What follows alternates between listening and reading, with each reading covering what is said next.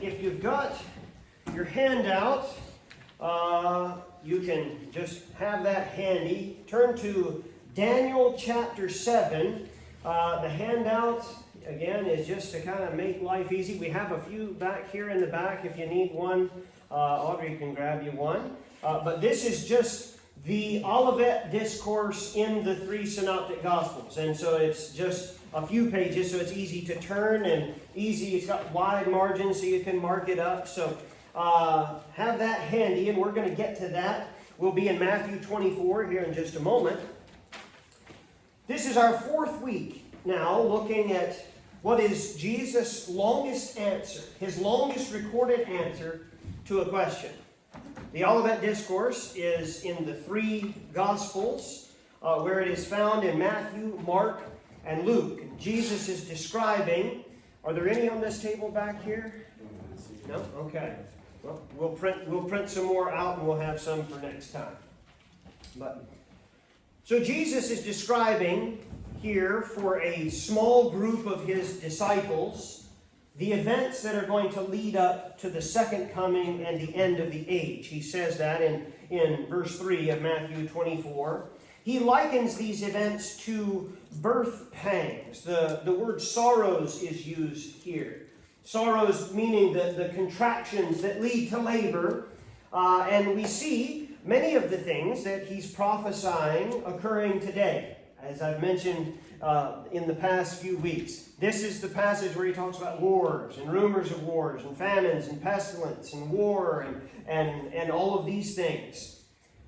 We're seeing them today, but if we're using the illustration that Jesus started with of labor, we're seeing they call them Braxton Hicks. They're the early labor. They're not the actual labor. We're seeing just kind of hints of what is to come.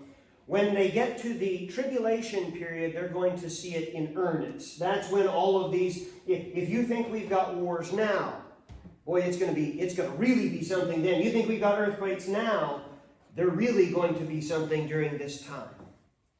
Last week, we saw the persecution of believers and the subsequent falling away that will occur. There will be some who decide it's just not worth it. It's not worth it to follow Christ. It costs too much, especially during the tribulation. But this evening we pick up in Matthew 24:14 with the gospel to the world. Now, I will mention this at the end, but it amazes me how even as Jesus is going through describing some of the absolute darkest times. As a matter of fact, I can take the qualifiers off of it.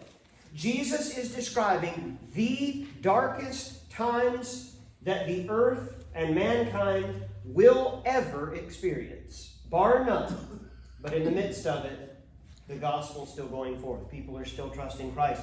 In Matthew 24, verse 14, take a look at it there. It says, "And this gospel of the kingdom shall be preached in all the world for a witness unto all nations. And then shall the end come." The end not being the rapture, the end being the second coming of Christ. We've already talked about the many who will be saved during the tribulation. Revelation 7:9 says that a great multitude, which no man could number, of all nations and kindreds and peoples and tongues. There are going to be a host of people who come to know Christ as their personal Savior during the tribulation period. They will do that as a result of, three things mainly. First off, we have the witness of the two witnesses, whose names we don't know, but who I suspect are Enoch and Elijah, they will testify there in Jerusalem. And they're going to have a ministry of preaching the gospel and proclaiming judgment. We read about them in Revelation 11. There's going to be the 144,000 Jewish evangelists, 12,000 from each of the 12 tribes, who go out into the world marked with the seal of God in their foreheads, and they go forth to preach the gospel. But there's another means of spreading the gospel that is unprecedented in our time. Listen as I read Revelation 14:6 and 7, and listen to who's going to be spreading the gospel. It says, "And I saw another angel fly in the midst of heaven, having the everlasting gospel to preach unto them that dwell on the earth, and to every nation and kindred and tongue and people, saying with a loud voice, Fear God and give glory to him, for the hour of his judgment is come, and worship him that made heaven and earth and the sea and the fountains of waters. So who's giving the gospel there? An angel. Again, unprecedented in our time. In our time, well, God gave the Great Commission, and he gave it to the disciples and to the church through them. But in this day, the church is gone. And so at least in this context, we have an angel who spreads the gospel to the uttermost parts of the earth. Every nation, every people group will be given the gospel and the opportunity to accept the good news of Jesus before he returns. It says, then shall the end come. By the way, this verse right here, it's been taken by some, I believe errantly so, to say that every people group and nation upon earth have to have a gospel witness before Jesus can rapture the church out. I don't believe that's the case. There are many, many unreached people groups today. Dozens, hundreds of unreached people groups today. Jesus is not bound by that to not rapture his church out. This is talking about before the second coming, before he comes all the way down and sets down on the Mount of Olives. Romans 11 is speaking about God's relationship with Israel and with the church currently. And it says, For I would not, brethren, that ye should be ignorant of this mystery, lest ye should be wise in your own conceits, that blindness in part has happened to Israel until the fullness of the Gentiles be come in. The fullness of the Gentiles that's talked about here. The gospel is going to go forth to the Gentile peoples of the earth during this time. We believe that the times of the Gentiles that are talked about here in Luke 21, here in the Olivet Discourse, and we'll talk about them in a few moments.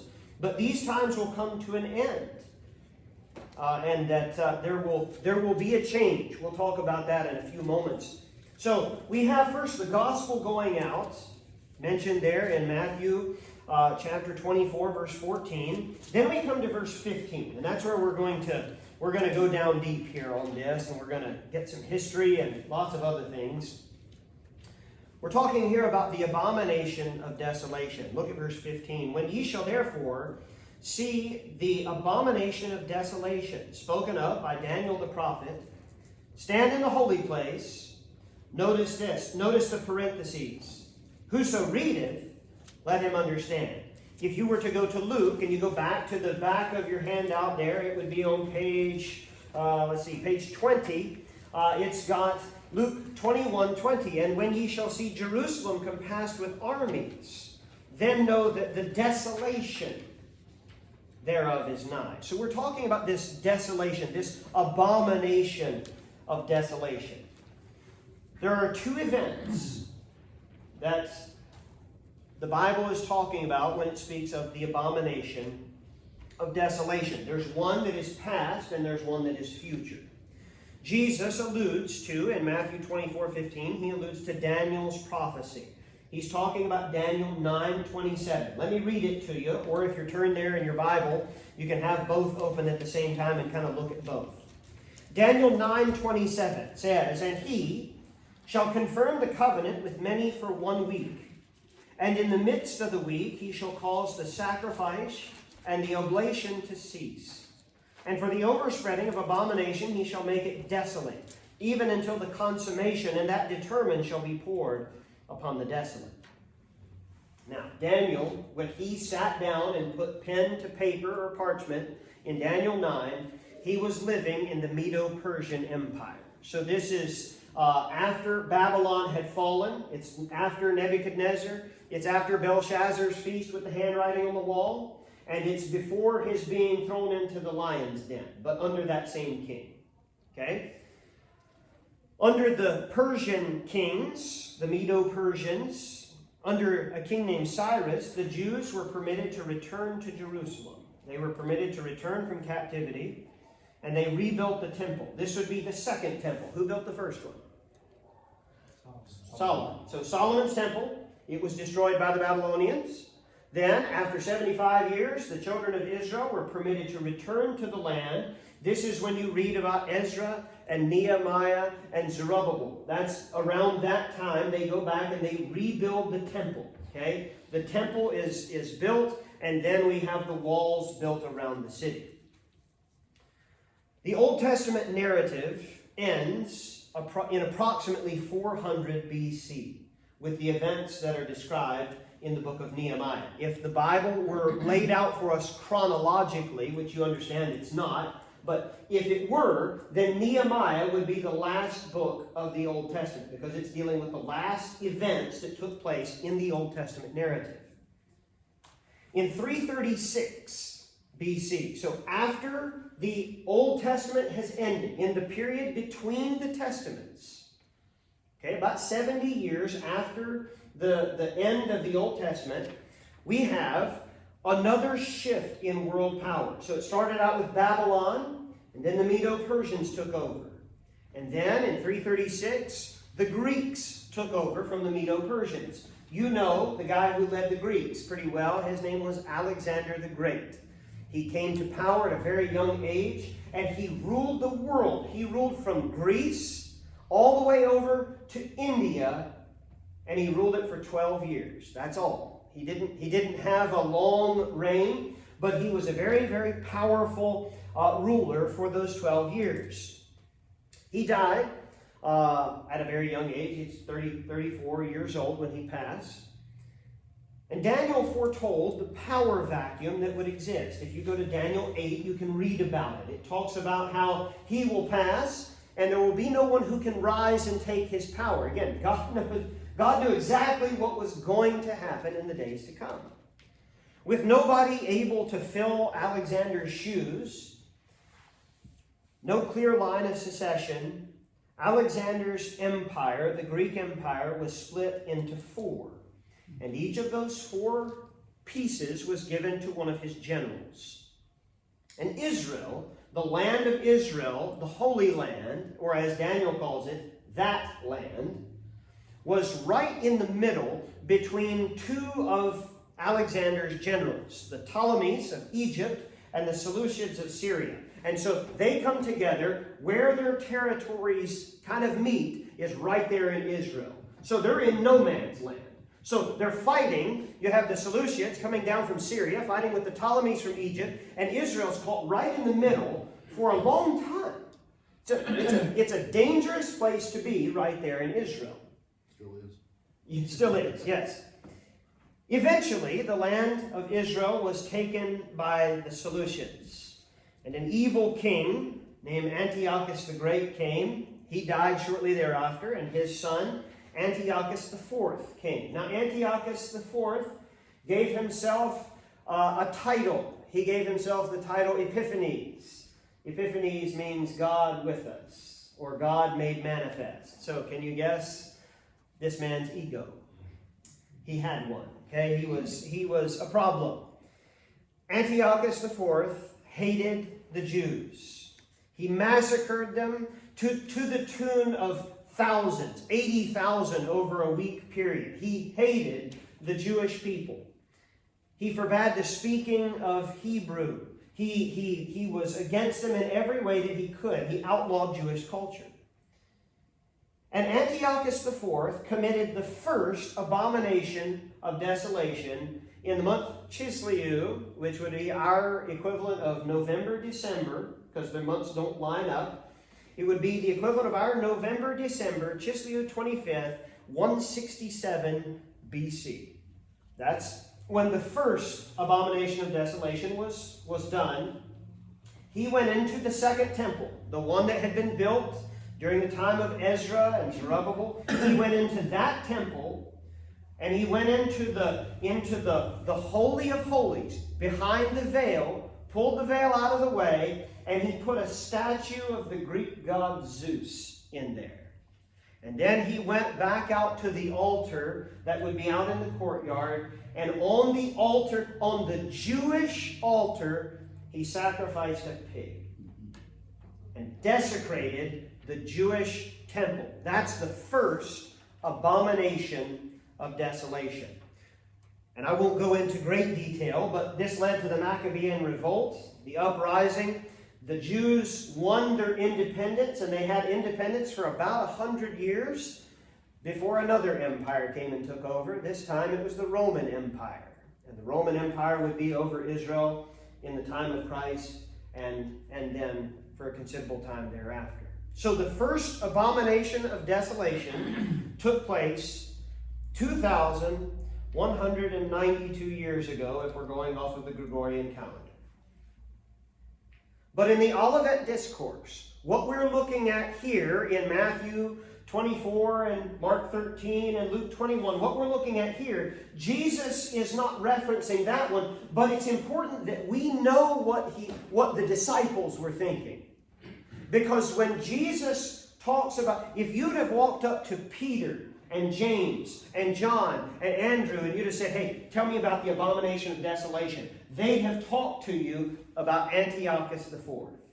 They'd have talked to you about sacrificing a pig on the altar in the temple of Ezra. Okay? They would have talked about that. That's what they thought. But that's not what Jesus is referring to in this context. That's history. The abomination of desolation that Jesus is talking about is yet prophetic. And we can read about it here. The second and the final abomination of desolation is gathered from Daniel and Revelation primarily, though I'll give you a couple verses from other places. The Antichrist, who we've talked about on Sunday mornings and Sunday school a good bit, he comes on the scene with the opening of the first seal judgment at the beginning of the tribulation. Revelation 6, verse 2, John speaking, he says, "And I saw, and behold, a white horse. And he that sat on him had a bow, and a crown was given unto him, and he went forth conquering and to conquer." This agrees with Daniel's description of him in Daniel 8:25. Daniel 8:25, describing the same individual, he says, "And through his policy also he shall cause craft to prosper in his hand. He shall magnify himself in his heart, and by peace shall destroy many." There are lots of similarities between Antiochus IV, the Seleucid ruler between the Testaments, and the Antichrist. Okay, they both have ego issues. We'll see. The Antichrist comes to power at the beginning of the tribulation, likely seizing power by the chaos following the rapture. Think about what the earth is going to look like when suddenly thousands, millions of people are gone. Just no explanation. And you'll have this national peace treaty going to. There will be a national peace treaty. When it says, by peace he shall destroy many, he's going to come to power not by force of arms, but by the stroke of a pen, by peace treaties, by diplomacy. He'll establish a peace treaty, Daniel tells us in Daniel 9:27. He's going to establish a peace treaty with Israel. At the beginning of the tribulation period, Daniel 9:27, he shall confirm the covenant with many for 1 week. Now, in Daniel 9, when he talks about a week, he's talking about a week of years, or 7 years. The peace treaty with Israel for a set period. Does that happen, by the way? A peace treaty for a period of time? Yes. It happens all the time. It's going on. There are probably, I didn't do the homework on this, there are probably a few of them that are in place right now. It's happened many times with Israel, where the Jews, or Israel, the nation of Israel, and whatever nation they're fighting against will declare a treaty for a set period of time, a 2-week treaty, or a 1-month treaty. It has happened many times, so it's not outside of the normal here. He declares a peace treaty for 7 years. The second part of the verse. "And in the midst of the week," so halfway through the 7 years, 3.5 years, "he shall cause the sacrifice and the oblation to cease. And for the overspreading of abominations, he shall make it desolate, even until the consummation, and that determined shall be poured upon the desolate." He's going to cause the sacrifices to cease. Now, the fact that there are sacrifices going on means The Jews are in control. the Jews are in control, which the Jews are in control right now, but it means that they've got a temple again. Now, why don't the Jews have a temple right now? Being occupied. Because there's some other things on that plot. Okay? two mosques on that plot. The Al-Aqsa Mosque and the Mosque of Omar are there. One of them you know well by sight. It's the one with the gold dome. The other one, not quite so pretty, but off to the side. It's in the place where the temple will go. Again, you want to talk about chaos. When something happens to remove those two mosques, the world is going to be a very dicey place, much like it will be during the tribulation period. So, he has this peace treaty, and halfway through the week of 7 years, he stops it. And he causes the temple, the goings-on in the temple, the sacrifices, he causes them to stop. Which, by the way, I can show you. I've got the pictures on my phone. They have all of the things that are built for the temple. They could have the temple built in really, really fast time. They have outside of the Paherva synagogue, they have the menorah that will go in this temple. It's sitting out there. They have it. It's solid gold, and it's taller than I am. Great big thing, and it's there on display. It's ready to go. So he stops the sacrifices, and he's going to desecrate the temple. Now, Antiochus IV put a statue of Zeus in the Holy of Holies, sacrificed a pig. What does the Antichrist do? Well, let me show you. Daniel 8, verse 11. Yea, he magnified himself even to the prince of the host, and by him the daily sacrifice was taken away, and the place of his sanctuary was cast down. So again, just to repeat, sacrifices in. Daniel 11:36. And the king shall do according to his will. He shall exalt himself and magnify himself above every god, and shall speak marvelous things against the God of gods, and shall prosper till the indignation be accomplished. For that is determined shall be done. Neither shall he regard the God of his fathers, nor the desire of women, nor regard any god, for he shall magnify himself above all. If you go to 2 Thessalonians 2, verse 4, it says, who opposeth and exalteth himself above all that is called God, or that is worshipped, so that he, as God, sitteth in the temple of God, showing himself that he is God. And then Revelation 13:5, and there was given unto him a mouth speaking great things and blasphemies, and power was given unto him to continue 42 months. If you do the math, it's 3.5 years. And he opened his mouth in blasphemy against God, to blaspheme his name and his tabernacle and him that dwelleth in heaven. So what does he do?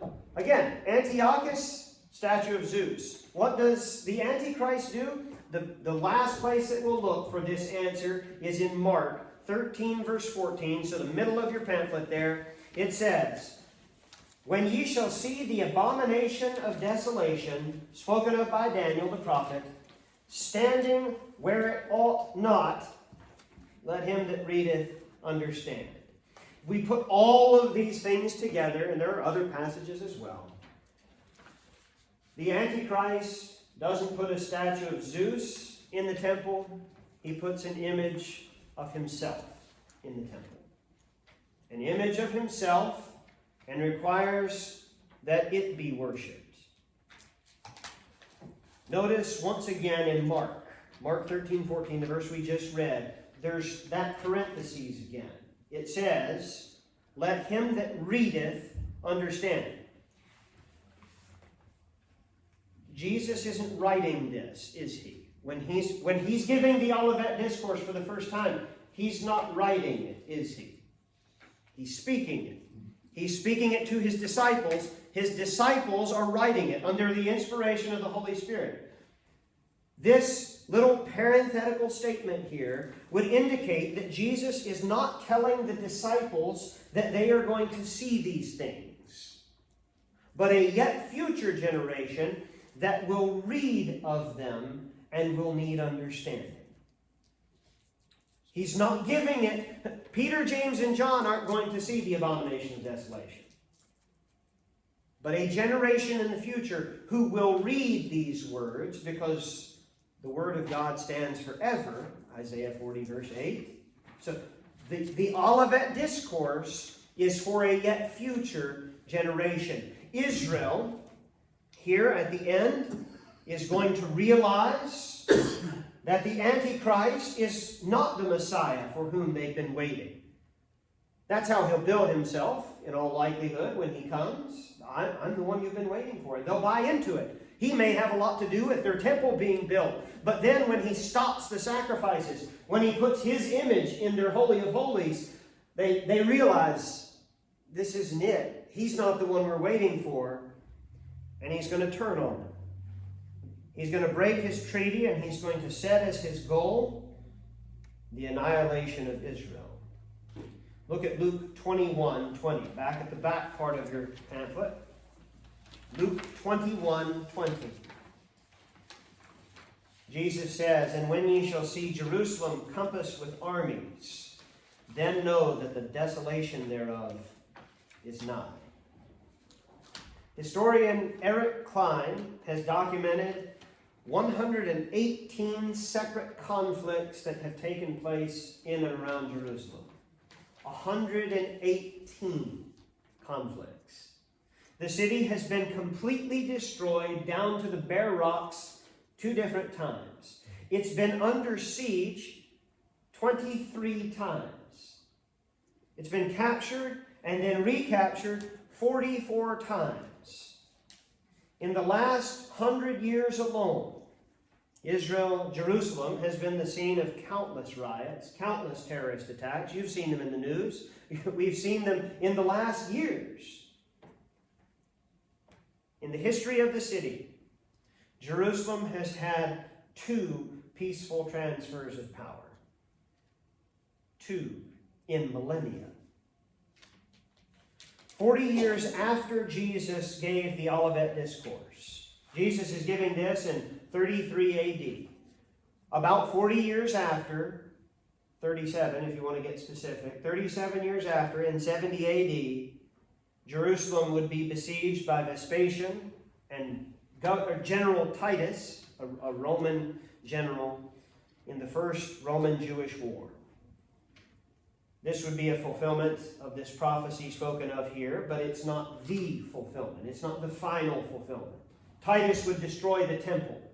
If you've been, remember on Sunday mornings as we've been going through John 8, when Jesus has been there in the temple and the disciples, they talk about it, and Jesus talks about how not one stone will be left on another. That was fulfilled once with Titus. It'll be fulfilled again. When the Antichrist breaks his treaty with Israel, when the abomination of desolation occurs, when the armies of the Antichrist surround Israel, look at Matthew 24:16. I know I've got you flipping around a lot. That's why I printed out a handout so you don't wear out your Bible. So, Matthew 24, look at verse 16. When all of these things have happened, the abomination, the armies, the broken treaty, then let them which be in Judea flee into the mountains. Let him which is on the housetop not come down to take anything out of his house. Neither let him which is in the field turn back to take his clothes. And woe unto them that are with child, and to them that give suck in those days. But pray ye that your flight be not in the winter, neither on the Sabbath day. The mountains. What mountains? Well, we're talking about Judea. There are mountains in Judea. If you go south, Jerusalem is at the top of Judah, the tribal territory of Judah. If you go straight south, you see Israel has that kind of the pointed peninsula on the bottom of it. That's called the Negev now, or the Judean wilderness. If you go down there, there are mountains. That's also, the Dead Sea is down there. Incredibly mountainous. It's called the land of 1,000 caves. And there are truly thousands upon thousands of caves. That's where David hid out. When you read about En-Gedi in 1 Samuel, that's the portion of land that it's talking about. Lots and lots of caves. Some of them small enough that you could just back into. Others of them are stadium size inside. They're massive. You could fit an army in them, quite literally. Huge, huge caves all over the place. That's where they go. And there's a great urgency about it. They have to flee. or they'll be annihilated by the forces of the Antichrist. Jesus says if they're on the rooftop, in other words, you're on the second story, don't stop as you pass through the first floor to gather belongings. Just run. If you're in the field and you're on this side of the field and you got your stuff on that side of the field, just run. Don't go grab your stuff. Just get out. The time of fleeing will be especially hard on pregnant women and women with small children, which is nothing new. Since the dawn of time, the effects of war have hit this portion of the population the hardest. Now he talks about the Sabbath day. He says, pray that your journey not be in the winter. Why would you not want it to be in winter? This is real easy. It's cold. Because it's cold. Okay, that's the reason. Not a spiritual, some wildly mystical. It's cold out when it's winter. Okay, why would you want it to be on the Sabbath day? In Exodus 16:29, let me give you this verse. It says, "See, for that the Lord hath given you the Sabbath. Therefore he giveth you on the 6th day the bread of 2 days. Abide ye every man in his place, let no man go out of his place on the 7th day." This was given to the Jews who were traveling in the wilderness, and they were worshiping at the tabernacle in Exodus chapter at this time. They were going to be doing that. That's their setting. The furthest distance that any Israelite would need to travel to get to the tabernacle. Now, we've just come, we're almost through Deuteronomy here. Got one more day in Deuteronomy, okay? But we're almost there. If you remember reading about the encampment, the layout of the encampment of the Jews in Numbers, the furthest distance that any Jew would have to travel to get to the tabernacle, if you lived as far away as you could from it, you might have to go 2,000 cubits, which is about a half a mile. That is called, in Acts chapter 1, verse 12, a Sabbath day's journey. That's where they would go. When you left your house on the Sabbath, or your tent in this case, where are you going? Well, there are no restaurants. There's nothing to go do. They go into the tabernacle. A Sabbath day's journey. And here in the Olivet Discourse, Jesus is saying that the half-mile journey won't get you out of the danger zone. You don't want to be in this situation. You're gonna have to run, and you're gonna have to run fast and far. Luke 21:24. Turn all the way to the back here. "And they shall fall," those who are running, "they shall fall by the edge of the sword, and shall be led away captive into all nations. And Jerusalem shall be trodden down of the Gentiles until the time of the Gentiles be fulfilled." Once again, Jerusalem will fall into the hands of the Gentiles. Right now, as we speak, Jerusalem is under Jewish control. All of it. The Jews control the Temple Mount, though they allow the Arabs to do their own thing up there. But the Jews control Jerusalem. It's all within Jewish jurisdiction. But Jerusalem, even today, is considered an international city. But that means that in this time, Jerusalem is going to leave Jewish possession once again. Which, by the way, it hasn't been out of Jewish possession in decades. Okay? It's going to leave Jewish possession once again until the times of the Gentiles be fulfilled. What is the times of the Gentiles? If you go and if you put all of the verses together that speak of it, this phrase refers to a period of time that began with Israel's going into captivity in 586 until Jesus returns to establish his earthly kingdom. I read in one commentary a way that they put it, and I thought it rung true, and an easy way to think of it. The times of the Gentiles are any time when the city of Jerusalem is under threat by Gentile nations. And it has been since 586. Okay? It is right now under threat, and it will be until Jesus returns. Jesus was living in the times of the Gentiles. And so do we. We live in the times of the Gentiles. I'm going to give you one more. You can turn to Matthew 24, the front part of your handout here on page 3. Look at verse 21. "Then shall be great tribulation, such as was not since the beginning of the world to this time, no, nor ever shall be. Once again, Jesus is speaking, and this lends a lot of clarity, because there are a lot of people who say, well, it already happened. No, it didn't. Jesus is he's describing the times just before he comes. Okay? There have been terrible times in the past. When we talk about the Holocaust, we're talking about something that started in the 1930s and ended in the 1940s, and it was led by the Nazis. When we talk about the Holocaust is one of many Holocausts, though, you realize. The Jews have been in genocide for again, millennia. This has been an ongoing thing. There have been multiple Holocausts. There have been pogroms. There have been purges. There have been genocides and wars. But Jesus says that nothing will ever be as bad as what awaits in the tribulation.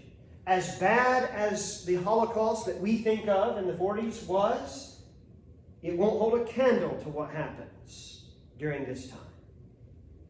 The events that Jesus is going to describe in the coming verses align very well with his description of the bowl judgments in Revelation 16. We won't cover them tonight, but you'll see, and I'll point out the similarities. They fall in similar lines.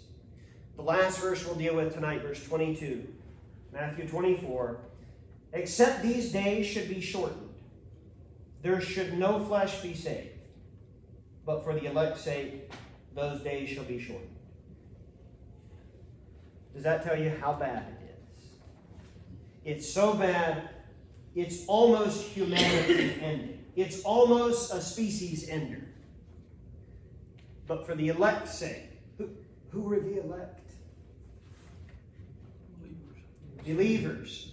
We started tonight talking about them. Those who are saved, and there's lots of them, and lots of those who are saved will be martyred because of their refusal to follow the beast and receive his mark and worship his image. Many of them will die, but Jesus, for the elect's sake, says, I'm not going to let this keep going. Not going to let it be longer. The tribulation will last 7 years. 3.5 years of that will be mind-bendingly terrible. Not 4 years. And God knew mankind wouldn't make it 4 years. That's how bad. Some take this verse to mean that the time of daylight will be shortened during this time. Think of Joshua in the valley of Jezreel when he called on the sun to stand still and it lengthened the day. Some believe that it'll be a similar, only opposite, where God will shorten the days to enable some to flee. I can tell you one thing, during the tribulation, days and nights are going to be all wonky for quite some time. There are going to be periods of great darkness. There are going to be other periods where the sun shines extra bright and it scorches men. It's going to be an awful time. What do we take away from this? As I read this, again, there's application for certain in all of this. Let me give you what the Lord showed me. One thing that I take away from this, isn't it amazing to me? And I've never really realized it until fairly recently. Even in the time of God's wrath, even in a time of worldwide calamity, have you picked up on how much God's heart is still for the lost to be redeemed? Even in the middle of the tribulation, he goes to great lengths. He has 2 witnesses. He has 144,000 evangelists. He sends angels to share the gospel. That's tremendous. Jesus is giving this answer, though. Again, this is Jesus' longest recorded answer, the Olivet Discourse. His longest recorded answer to a question. Jesus is giving all of this information to his disciples. And there's something similar between his disciples and us. They, as far as they knew, it could happen in their lifetime. As far as they knew, we know that it didn't. And we look at our lives. Would I have to work real hard to sell you on the possibility that Jesus might come back very soon? I shouldn't. Well, I've got lots of evidence that that's the case. This could happen during our lifetime, or at least it could start. I won't be here for any of it. They wouldn't live to see it, but they would live their lives motivated to warn others about what lies ahead. And we should do the same. History and prophecy, what we've been looking at, prophecy, is the spurs of heaven. It's God sticking it in us, saying, hey, get busy. You know people, if the Lord were to come back tonight, if the trumpet were to sound while we sleep and we just wake up in glory, if it were to sound tonight, I know people who would be here for the things that we're reading about. And you do too. And I have a responsibility. Paul says in Romans, I am a debtor to share the truth. I am in people's debt to share the gospel with them. And you are too. We need to be busy. We need to be active in talking about these things. And I'll tell you what, when it comes to Bible prophecy, people sure are interested in it. So use it. Use it as a stepping stone to get to the gospel. To share with them, hey, you don't have to be here for these things. God has provided a way so that we don't.